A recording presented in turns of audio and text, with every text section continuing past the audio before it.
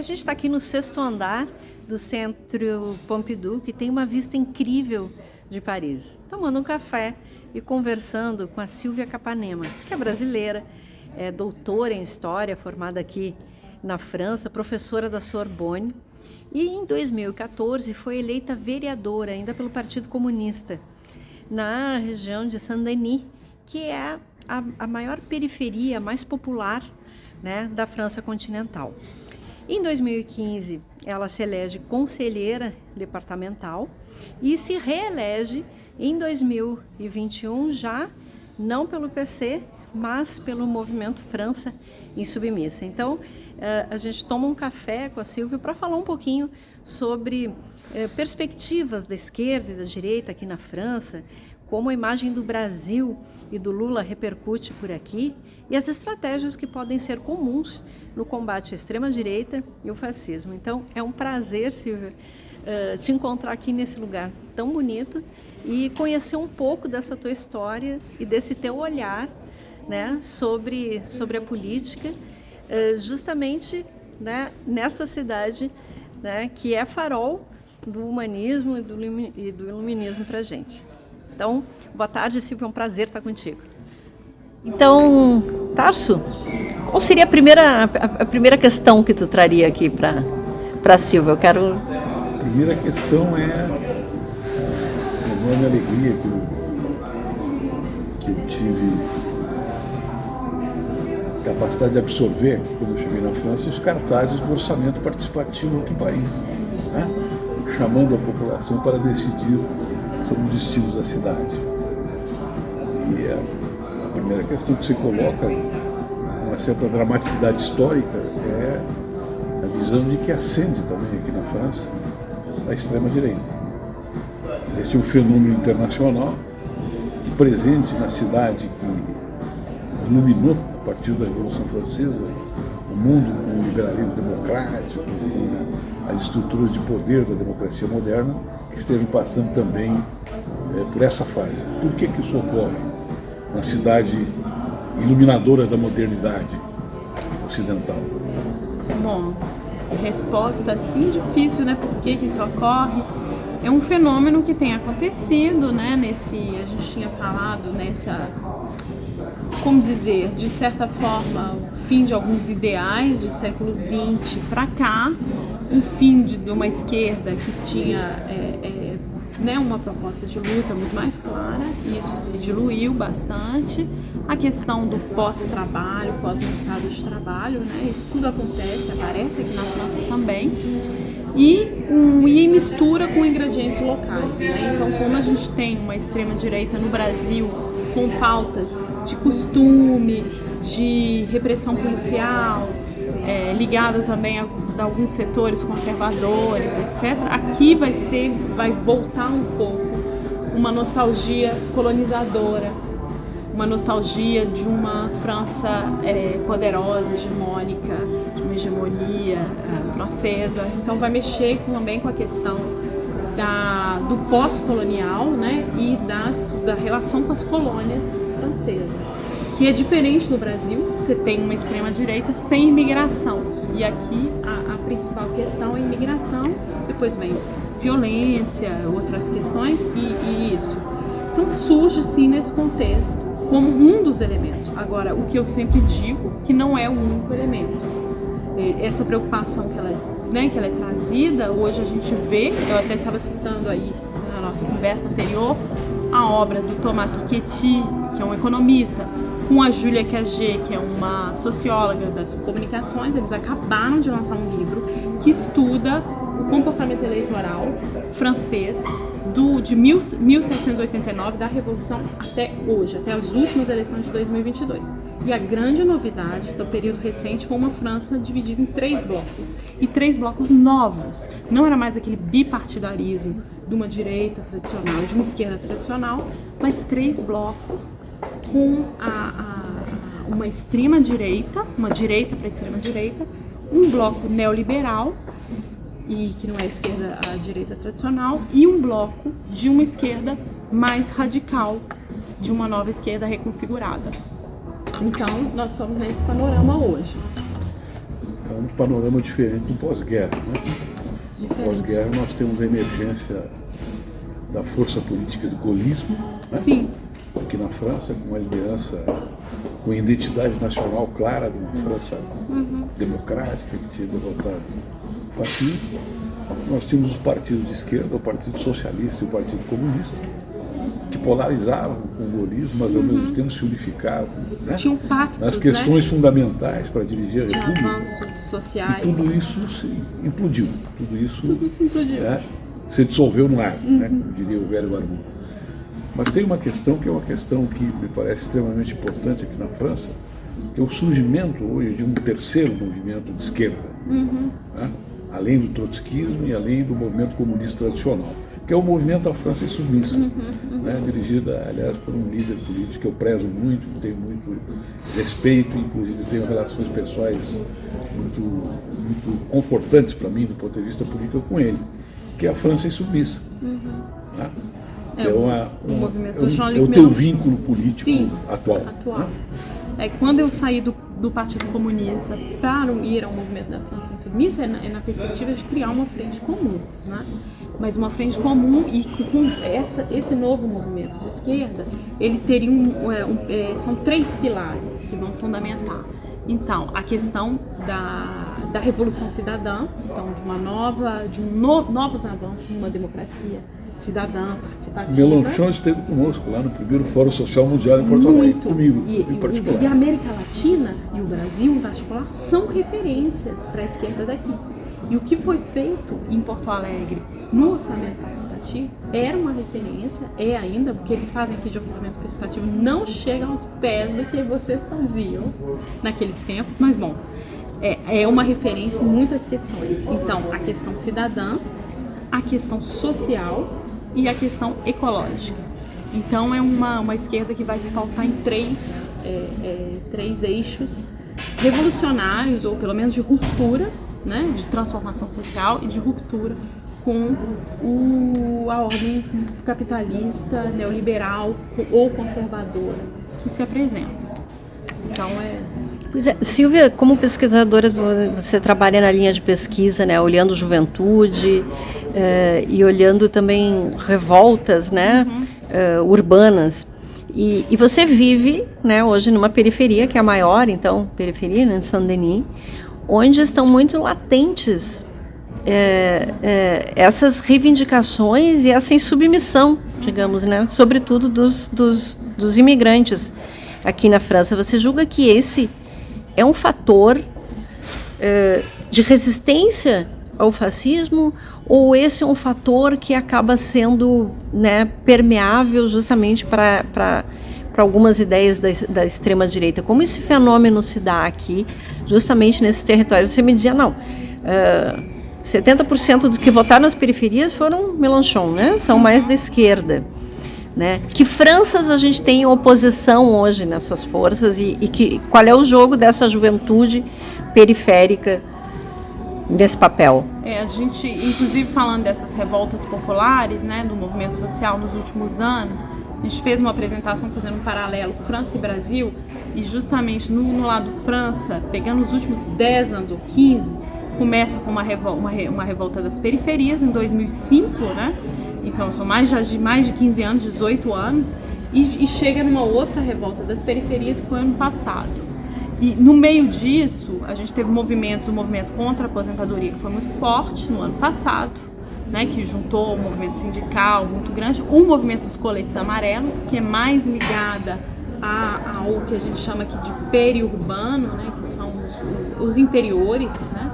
Os interiores não é tanto a periferia, é uma classe média que se empobrece e que vive em cidades médias e pequenas, e são os movimentos recentes mais importantes. Teve também movimentos reacionários, né, contra, por exemplo, o casamento de pessoas do mesmo sexo. Teve um movimento nos anos 2012 que apareceu nesse contexto. Teve movimentos anti-vacina que não foram tão fortes, mas que apareceram mais reacionários. Então, mas o que a gente vê, assim, uma perspectiva de lutas que vão conciliar a questão social, salários renda, direitos sociais como aposentadoria, com uma nova questão que é a luta antirracista. E ela aparece também nessa nova esquerda como uma necessidade grande. E essa, por exemplo, na semana passada, teve uma mobilização, no sábado passado, teve uma grande manifestação, dia 23 de setembro, contra a violência policial. E quando se vai numa dessas manifestações, qual é o tipo de pessoa, tipo de manifestantes? São jovens das periferias. E eles vão estar nessas manifestações. E a esquerda, quase toda, chama hoje para esses movimentos, o que é uma novidade, porque a esquerda tradicional francesa tinha dificuldade de incluir essas pautas de, por exemplo, contra a violência policial, ou né, colocando um pouco a polícia como parte do serviço público. Mas agora já tem uma crítica que a polícia, do jeito que ela trata a população da periferia, tem quebrado o pacto republicano e tem sido uma forma de tratamento racista, né? Que mostra um racismo grande, estrutural na sociedade francesa pós-colonial. Os grandes líderes, né, depois da Segunda Guerra, são líderes que buscavam criar uma identidade nacional forte. Né? O exemplo europeu é de Gaulle. Na Alemanha nós temos um Brandt. Na América do Sul nós temos alguns líderes também que representavam isso, Getúlio Vargas, né? Reorganizando o Estado brasileiro e criando uma identidade nova. Na Argentina tivemos o peronismo também, que foi um elemento de criação dessa identidade nacional. Então, os líderes fortes surgem com a criação de identidades nacionais, com a força das identidades nacionais. E com isso, portanto, desenvolvem as suas políticas e a sua relação com o conjunto da sociedade. Mas agora que essas identidades nacionais estão dissolvidas, estão fragmentadas, estão, de certa forma, cooptadas e determinadas pelo capital financeiro através dos bancos centrais, né? Elas fenecem, portanto.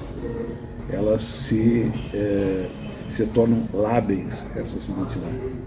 Como é que você cria? Né?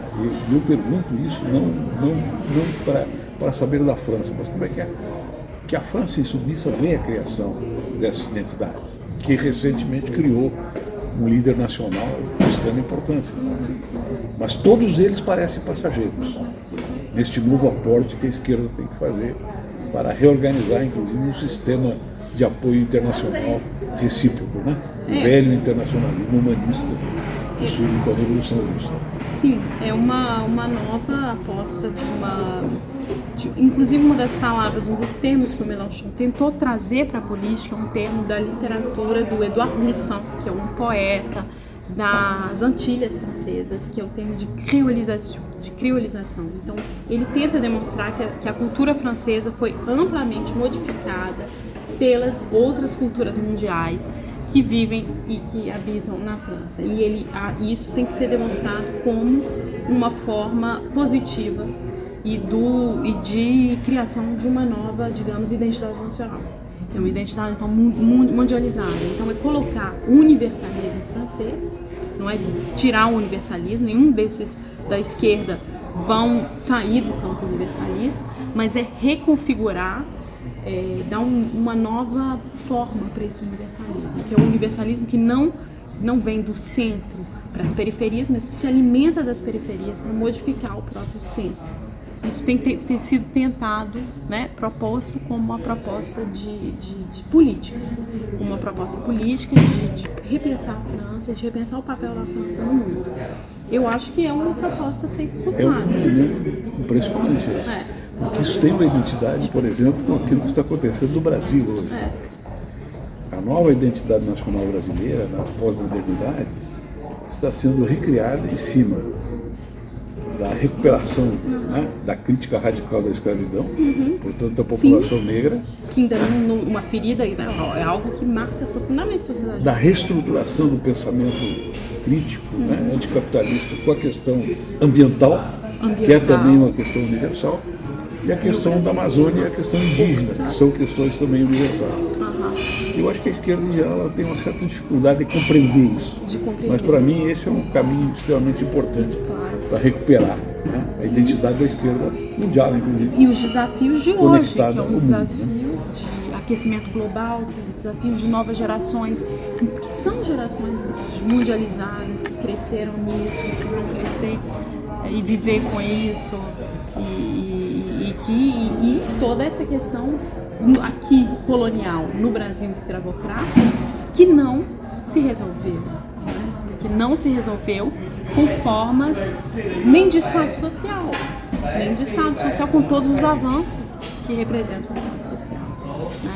Agora, então, é uma proposta para ser discutida, alimentando das periferias, porque, inclusive, para nós aqui na esquerda, e esse livro mostra bem do Piketty e da Julia Cagé, como que a esquerda hoje ela tem um eleitorado mais expressivo nas periferias. E essas periferias são compostas por uma juventude de filhos de descendentes de imigrantes ou por novos imigrantes. Então, assim, eu acho que ela tem duplo sentido, né? Já que essa esquerda corresponde tem uma espera dessa população pela ação da esquerda, ela modifica a própria esquerda e volta de outra forma. Silvia, vocês dois citaram a questão ambiental. Você acredita que essa liderança nessa pauta ambiental, sobretudo pela Amazônia, contribui para o prestígio do presidente Lula aqui na França? Você comentava isso, né? Que o presidente tem um grande prestígio hoje, né? Como liderança mundial também. Muito, essa questão ela é fundamental. São duas coisas. Uma é a figura dele, que tem uma simpatia aqui, até a gente estava falando que vai de um leque, e ele tem razão, ele é um homem de Estado, de um leque muito mais amplo que a própria esquerda, né? Então ele vai do Mélenchon, que é o líder da esquerda radical, até ao Sarkozy, que é uma figura de direita, passando ali pela prefeita de Paris, que é a Anne Hidalgo, passando pelo Macron, que tem uma ótima relação com o Lula. Então ele tem uma figura que tem um respaldo político muito grande. Isso é ligado a ele, ligado ao tudo que representou as políticas, né, do Partido dos Trabalhadores e das coligações do PT com o Lula. E também o segundo elemento, que agora é novo, com relação ao Lula 2002 e Lula a 2010, que é a questão ambiental e a questão da Amazônia. Então tem uma preocupação muito grande com o que vai ser feito com a Amazônia, o que é feito com a Amazônia e o que pode ser proposto. Então, assim, não só ele é respeitado, não só ele tem um respaldo, uma admiração, como também ele se torna muito respeitado por, né, quase uma obrigação de que ele esteja nas conversas principais por causa dessa questão da maior floresta mundial. Silvia, eu tenho mais uma pergunta que acabou abrindo também a nossa conversa, que é do risco concreto, né, da extrema-direita chegar ao poder aqui, como aconteceu na Itália. A gente até, né, recorrendo antes da França, fui fazer algumas visitas a museus, eu fotografei a cadeira do Voltaire, no Museu Carnavalet, enfim, fragmentos, né, deste território no mundo que foi sempre farol, né, do iluminismo. Você acredita que esse é um risco real, concreto, e que pode acontecer da extrema-direita tomar conta? Existe esse risco, né? Ninguém pode falar. Eu acho que seria um pouco estar fora da realidade dizer que não tem um risco real quando você vê que uma Marine Le Pen ficou 2 vezes no segundo turno nas últimas eleições, né? E essa divisão em 3 acaba levando 2 para o segundo turno, no caso foi Macron e Marine Le Pen. Tem um risco real de que a próxima vez não seja mais o Macron, ou não seja a alternativa de esquerda, mas que seja a extrema-direita. Esse risco a gente viu no Brasil acontecer, e a gente viu na Itália, e a gente viu em outros lugares. Então, ele é real. Eu não sou dos mais alarmistas, eu não acho que, assim, depressão, eu não acho que é o único cenário, mas ele é um cenário possível. E quais são as perspectivas por dentro da esquerda que você julga, assim? Aí pensando um pouco no Brasil, como conseguiu essa vitória, né? Que é o nosso maior programa, talvez, contra o fascismo, e pensando aqui na França, né? Fazendo essa conexão. O que a esquerda pode agora? O que deveria tentar? Eu acho que tem que trabalhar, né? Tem que mostrar resultado concreto também. E no caso do Brasil, tem desafios, né? Aí, internacionais, sociais e econômicos. A gente estava falando sobre isso. Aqui, uma esquerda que não está no poder, mas que tem que mostrar uma força onde estiver, né, da forma que estiver, tem que tentar, no meu ponto de vista, pegar alguns poderes locais nas eleições locais. Não dá para fazer como se foi feito antes, de que essa nova esquerda visou somente a eleição nacional e deixou as eleições locais para as configurações políticas mais antigas do bipartidarismo. Isso não dá mais para fazer, porque eu acho que aí corre um risco muito grande de não ter, digamos, um laboratório, né, e lugares de exercer políticas públicas de bem público e de inovação, né, econômica, social, democrática. E isso, para mim, é fundamental, principalmente para a esquerda, porque a direita pode chegar ao poder dando um salto, porque a gente sabe que ali o poder econômico, né, o mundo o mercado financeiro, tudo isso ajuda a esse salto. A esquerda, para dar um salto assim, só pensando no voto popular, sem ter mostrado ações concretas, é muito mais difícil. Eu acho que o Lula, 2002, vai conseguir se eleger porque existiram prefeituras do PT boas, governos locais bons, que fizeram um trabalho bom e que as pessoas puderam confiar. Aquilo não é mais uma aventura, é uma realidade política concreta. Inclusive, né, temos aqui uma das boas prefeituras que foram laboratórios para que um dia o Programa Nacional do Partido dos Trabalhadores, da Grande Aliança, pudesse ser concreto. E isso aqui eles têm que ouvir. E isso, inclusive, né, Tasso já tem que falar. Eu acho que tem toda a razão. A nossa visão tradicional, né, da esquerda, a esquerda originária, como eu chamo, da qual eu me incluo, a esquerda comunista em geral, Sim. entendia, né, que a reforma econômica levaria a uma mudança na subjetividade das pessoas de maneira mais ou menos automática, dentro daquela mecânica visão de que a infraestrutura determina a superestrutura e, portanto, a cabeça das pessoas. Não é mais assim. Se foi algum dia, talvez tenha sido mais intensamente na época da segunda Revolução Industrial clássica, né?